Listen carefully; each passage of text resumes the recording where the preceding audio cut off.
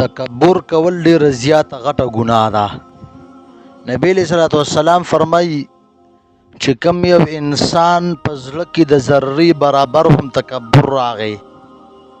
نو دغه انسان باندې جنت دا حرام دی. چې د کوم یو انسان په زړه کې ذره برابر تکبر راغی دغه انسان باندې جنت دا حرام دی. په دې وجه باندې تکبر نه خپل ځان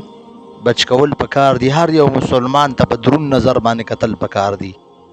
یو مسلمان ته سپک کتل نه دی پکارو. که یو کس داسې دی چې دکې نن مې غلطیانې دي یو پکې یو کار د صحیح دی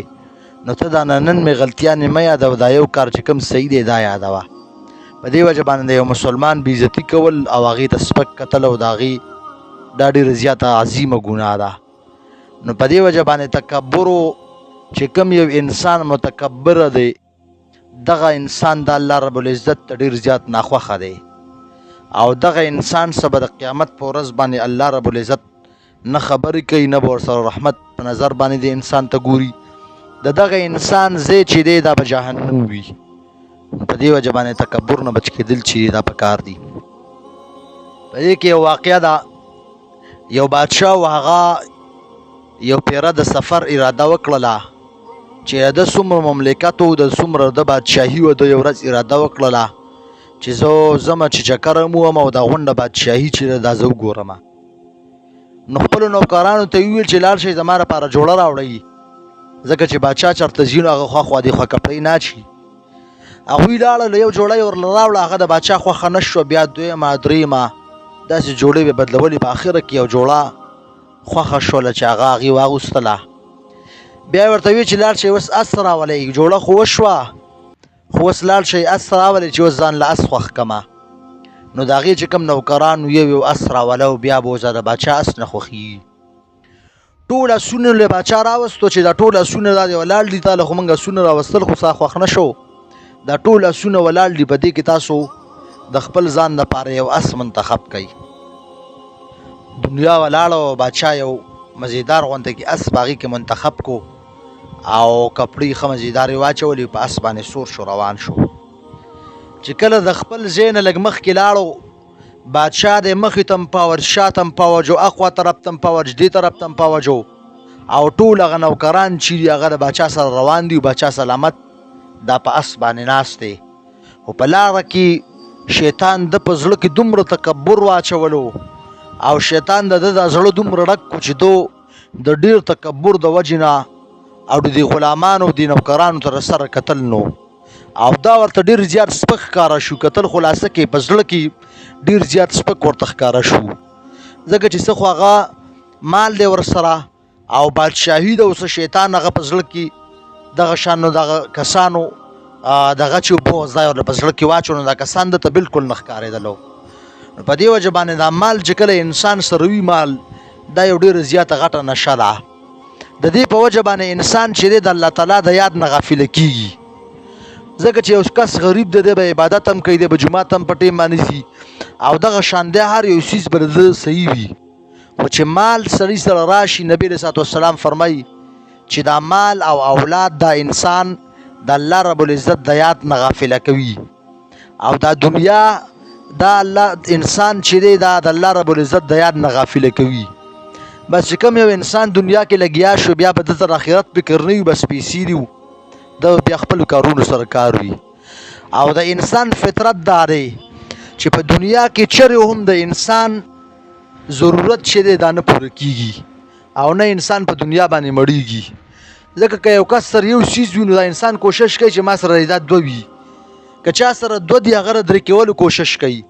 که چا سره درې دي هغه د څلور کولو کوشش کوي. خو دنیا باندې څوک نه مړېږي. داسې یو کس نشته چې هغه ووایي چې بس زما سره چې دا څه دي بس زه په دې باندې شکر وباسم او بس دا زما لپاره کافي دي. دنیا دا خو ډېره زیاته یو د الله تعالی په نزد باندې د دنیا قدر د ماشي د وزر برابر هم نه دی. که د دنیا الله تعالی سره څه قدر وي نو الله رب العزت په کافر له یو ګوټو به هم نه وي ورکړی. په دې وجه باندې دا یو فضول څیز دی یو ختمېدونکی څیز دی. نو چې یو څیز یو فضول وي ختمېدونکی وي نو د هغې لپاره به انسان ولې فکر کوي. بهرحال خبرې مقصد مې دا دی چې دا مال او اولاد دا بعض دفعه د انسان د هلاکت سبب جوړ شي. او نبی علیہ الصلوۃ والسلام فرمایي او روایت کې چې لږ مال ستا دپاره کافي کېږي او تا د الله تعالی د یاد نه غافله کوي. دا لږ مال ستا دپاره بهتر دی د هغې مال ډیر مال نه چې هغه ستا دپاره کافي کېږي خو تا د الله تعالی د یاد نه غافله کوي. په دې وجه باندې دنیا دې کې چې انسان اخته شي دی د الله تعالی د یاد نه مکمل غافله کېږي. بهرحال خبرې مقصد دا دی چې دنیا چې ده دا الله رب العزت د انسان نه هېر کوي، آخرت هېر کوي، قبر هېر کوي. په دنیا په نعمتونو کې چې دی دا نه دي پرېوتل پکار، د آخرت هم سوچ پکار دی. بهرحال بادشاه د روان دی په لاره باندې، د شیطان د ده په زړه کې تکبر واچو سو، هغه په خپله باندې متکبر و، ډېر زیات تکبر و، د ډېر زیات د لویوالي په وجه باندې نو غلامانو ته ګوري، په زړه کې څه ډېر اوچت اوچت لګي. چې کله دی په لاره باندې را روان و او نوکران او د ده چې کوم وزیران دي هغه ته خو دی اډو ګوري، نو ځکه هغه ورته اډو څه ښکاري. نو سړي سره چې لږې پیسې راشي یا دغه شان لږ ښه شي نو ده ته بیا اکثر عام انسانان چې دا ورته د سړي زامن نه ښکاري. پیسو په وجه باندې خپل اصلیت چې دا نه دي هېرول پکار، چې انسان دې ته سوچ وکړي چې مخکې زه څه وم، زما اصلیت څه و، دا وخت خو په ما باندې هم راغلی و، زه غریب وم، زما څه حال و هغه ټیم کې. نو چې کله انسان دغه سوچ کوي نو د په زړه کې بیا تکبر نه راځي. بهرحال باچا روان دی، ډېر زیات په تکبر سره روان دی. په لاره کې ناګهانه یو غریب، یو مسکین، یو ملنګ سړی دا راغی او ناګهانه د بادشاه چې کم اس و هغه یې د واګې نه ونیو، ویې ودرېږه. یو طرف ته هم پوج دی، بل طرف ته هم پوج دی، بادشاه دی، وزیران دي، د غونډ پوج په مخ کې یو غریب سړی، یو مسکین سړی چې د هغې کپړې هم شلېدلي دي، د هغې پیزار هم صحیح نه دی. بادشاه هسې ودرو. بهرحال بادشاه هسې ودرو، ودرېږه. بادشاه ورته ویل چې ته ما ودرېږه، ما پېژنې نه چې ته څوک یې؟ هغه ویل زه تا پېژنم، ودرېږه. وایي وایه، وایي تا سره زما کار دی. هغه ورته وایي وایه څه کار دی راسه؟ وایي نه دا داسې کار نه دی، دا د راز خبره ده، دا خو داسې نه چې ته بره ناست یې زه تا ته ووایم چې دا کار مې در سره نه، د اس نه به راکوز شي او بیا به ما ته غوږ رانږدې کړي چې زما تا سره څه کار دی. بهرحال بادشاه چې و هغه اول خبره ونه منله، خو د بیا هغه واګې له زور ورکړو، نو بادشاه مجبوراً همدغه شان وکړل چې هغه غوږ یې ورنږدې کړو، د اس نه راکوز شو. وایي وایه فقیر او ملنګه څه کار دی د را سره؟ ده ورته وویل چې کار مې در سره دا دی چې زه د مرګ فرشته یم، اسرائیل علیه صلات وسلام، او زه الله رب العزت را لېږلی یم ستا روح قبض کوم. ده ورته وویل چې ما له صرف دومره ټیم راکړه، دومره چې زه واپس شم او زما د بادشاهي دا کم مال، زما کمو څیزونه دي، دا زه دغه ټول څیزونه تقسیم کوم، ما له صرف دونه ټیم راکړه. ده ورته ویل چې نه، دومره ټیم تا ته نه میلاویږي چې ته یو سکند ټیم هم ستا دپاره نشته. که ته دا ټوله بادشاهي او دا څونه مال چې دا ټول خرج کړي، خو یو سکند چې زه تاله نشم درکولی. نو چې انسان د مرګ ټیم پوره شو، دغه انسان چې دی دا د خپل نیټۍ نه که دا انسان ټوله دنیا دا د سره د پیسو ډکه وي دا ورکړي، خو د خپل ټیم نه یو سکند چې دی دا هم نه مخکې کېدی شي نه راوروسته کېدی شي.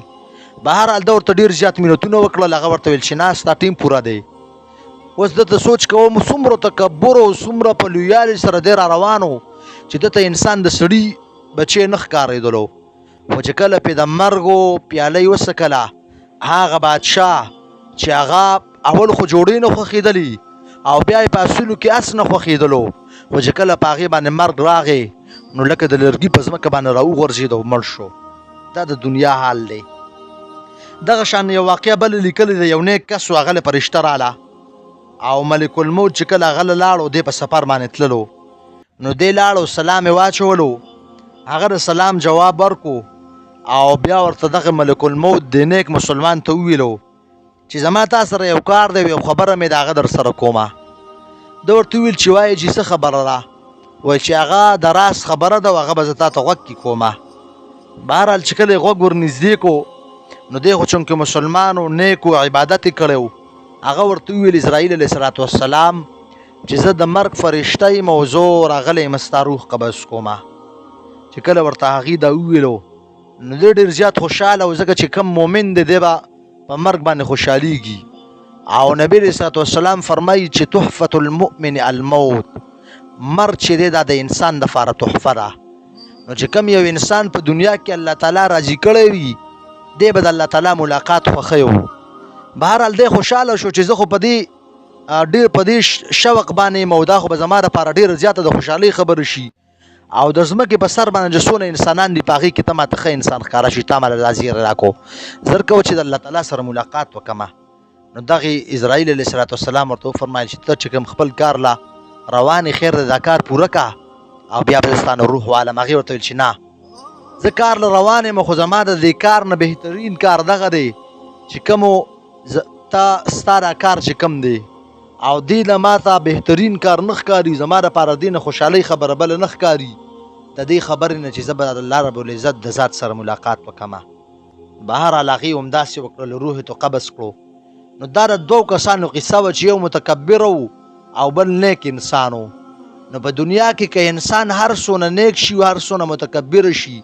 په عبادت باندې او دغه شان په ګناهونو باندې او په پیسو باندې څوک د مرګ نه خلاصېږي که هر څونه زیات عبادت گزار دی په هغې باندې مرګ راځي د جناب رسول الله صلی الله علیه وسلم غوندې هستي چې هغې د وجې نه ټوله دنیا او دغه شانو ټول مسلمانان او ټول خلک چې د هغې د تعلیماتو نه نن سبا روښانه دي او نبی علیه صلات وسلام چې د هغې غوندې کې هستي د دنیا نه لاړه او دغه شان دی مرګ هر جابر متکبر داسې خلک چې د هغوی جنډې به ولاړې وي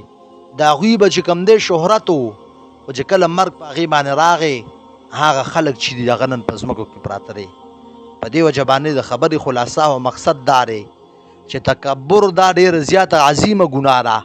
موږ او تاسو له پکار دی چې ځان د تکبر نه وساتو او دغه شان د مسلمان عزت کو هر یو مسلمان ته دروند ګورو انسانیت چې دی دا په دې کې نه ده چې انسان پاکې کپړې واچوي او دغه شان پاکې پیزار په خپو کې پاک ګرځي نه انسانیت دې ته نه وایي ښه پاک کپړو اغوستلو سره او پاک بدن ګرځېدلو سره دا کس چې دې سره عزت نه عزت یو داسې څیز دی چې دا الله رب العزت انسان له ورکوي نو که یو انسان له الله رب العزت عزت ورکوي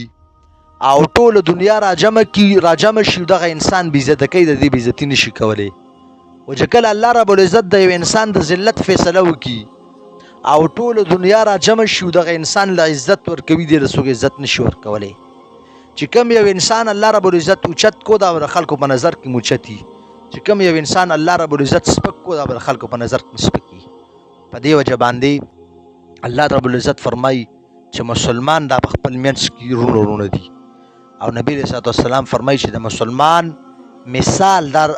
داسې دی لکه انساني بدن کې چې کله یو جز ته تکلیف وي په سر باندې درد دی یا خپې باندې درد دی نو ټول بدن د هغه درد د وجې نه پریشانه وي دقه شان مثال دا د مؤمن دی د یو مسلمان په پریشانۍ کې هغوی سره ملګري کېدل مسلمان ته سپک نه کتل هر یو انسان ته دروند نظر کول چې کله ته هر یو مسلمان ته دروند نظر کې الله رب العزت پر خلکو په زړه کې ستا محبت واچي بیا ستا دپاره د شهرت ضرورت نشته نو په دې وجه باندې که تا د یو مسلمان عزت وکړو دغه شان د یو بوډا مسلمان عزت دې وکړ یو مسلمان ته تا په دروند نظر باندې وکتل داسې وخت به راشي چې تا ته بیا خلکو په دروند نظر باندې ګوري او نبی علیه صلات وسلام فرمایي چې چا د یو مسلمان نه دنیایي مصیبت لرې کړو الله رب العزت په قیامت په ورځ باندې دغه انسان نه مصیبت لرې کړي او چا چې یو مسلمان باندې پرده واچوله چې یو مسلمان نه یو ګناه وشول او تا پې پرده واچوله د قیامت په ورځ باندې به الله رب العزت په تا باندې پرده واچي په دې وجه باندې د مسلمان بېعزتي کول او مسلمان ته سپک کتل دا د مسلمانۍ دغه نه دی ګوره دا دې خبره دا د انسان دپاره د هلاکت سبب جوړیږي که یو کس هر څونه ګناهګار دی خو ته کم از کم ته څه فرشته خو نه یې که نه چې هغه ګناهګار دی نو ته ښایي ګناه خو د هر انسان نه کېږي ګناه دا خو د انسان په فطرت کې ده خو دې خبرې ته سوچ کوه چې دی ګناهګار دی نو زه خو هم د سړي بچی نه یم که نه دا ګناه زما نه نشي کېدلی او چې تا د یو مسلمان بېعزتي وکړله د یو مسلمانو فرده دې واخیستله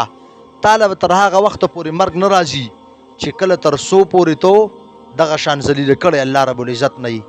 په دې وجه باندې دا خبرې چې موږ او تاسو د تکبر نه ځان وساتو او دغه شان هر یو مسلمان ته سپک ګورو